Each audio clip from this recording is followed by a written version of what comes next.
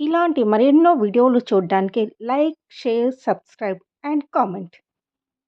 ఈరోజు ఈ వీడియోలో కృష్ణాష్టమి పండుగ సందర్భంగా దహీ హండీ అనగా ఉట్లు కొట్టే సాంప్రదాయ కార్యక్రమం ఎందుకు నిర్వహిస్తారో తెలుసుకుందాము.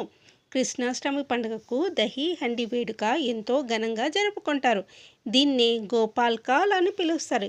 ఇది సాధారణంగా కృష్ణాష్టమి తర్వాత రోజున నిర్వహిస్తారు. 2024 సంవత్సరంలో ఆగస్టు 26 సోమవారం రోజున కృష్ణాష్టమి పండుగను జరుపుకుంటాము. మరుసటి రోజు ఆగస్టు 27 మంగళవారం రోజున దహీ హండీ పండుగను జరుపుకుంటాము.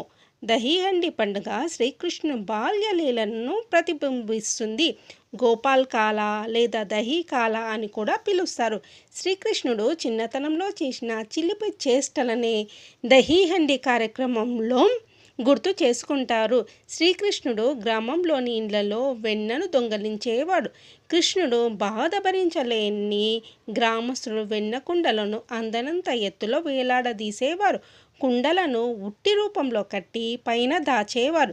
శ్రీకృష్ణునికి వెన్న అంటే ఎంతో ఇష్టం. దీంతో దహీ హండీ ద్వారా వెన్న తినేవాడని పురాణాలు చెప్తున్నాయి. దహీ అంటే వెన్న కుండ, హండీ అంటే పగలగొట్టడం అని అర్థం. శ్రీకృష్ణుని వేడుకలో దహిని పగలగొట్టడం వల్ల ఇంటికి ఆనందం మరియు శ్రేయస్సు లభిస్తుందని భావిస్తారు. దహీ హండీ చరిత్ర గురించి తెలుసుకుందాము. పురాణ గ్రంథాల ప్రకారము ద్వాపర యుగంలో యువ కృష్ణుడు మరియు అతని స్నేహితులు వెన్న దొంగలిచ్చి దాన్ని తమలో తాము పంచుకునేవారు.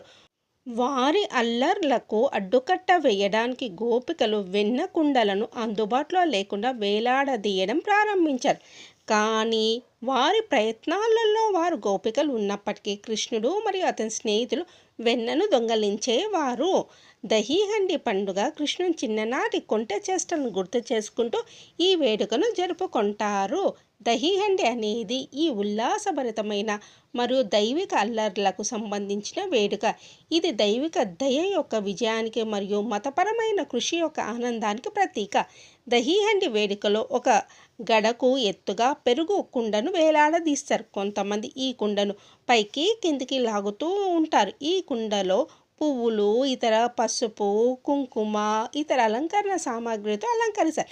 ఈ కుండను పగలగొట్టేందుకు జనాలు పోటీ పడుతుంటారు. ముందుగా ఎవరు పగలగొడతారో వారిని విజేతగా ప్రకటించి బహుమతులు ఇస్తూ ఉంటారు. దహీ హండీ వేడుకలు సాంప్రదాయ నృత్యము, సంగీతము, పండుగ వాతావరణాన్ని ఆస్వాదిస్తారు. దహీ హండీ ప్రజల మధ్య ఐక్యత, స్నేహభావాన్ని పెంపొందించేందుకు భారతదేశం సాంస్కృతిక వారసత్వానికి ఇది నిదర్శనము.